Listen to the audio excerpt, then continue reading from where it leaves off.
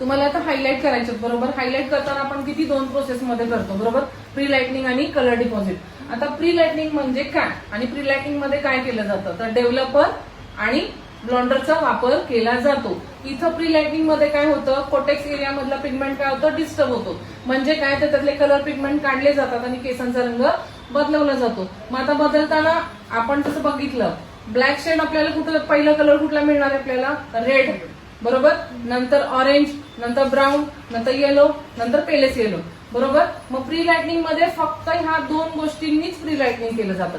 आणि जेव्हा आपल्याला कलर डिपॉझिट करायचा आहे तेव्हा ब्लॉन्डर वन साईडला राहील आणि इथे येतील कलर. म्हणजे काय, कलर डिपॉझिट करताना आपण काय करणार आहे, ब्लॉन्डर आणि जो कलर हवाय तो आपण घेणार आणि कलर डिपॉझिट करणार. कोणासाठी, हायलाइटसाठी. ग्लोबल कलरला प्रोसेस वेगळी आहे. ही प्रोसेस कशाची आहे, फर्स्ट प्री लाइटनिंग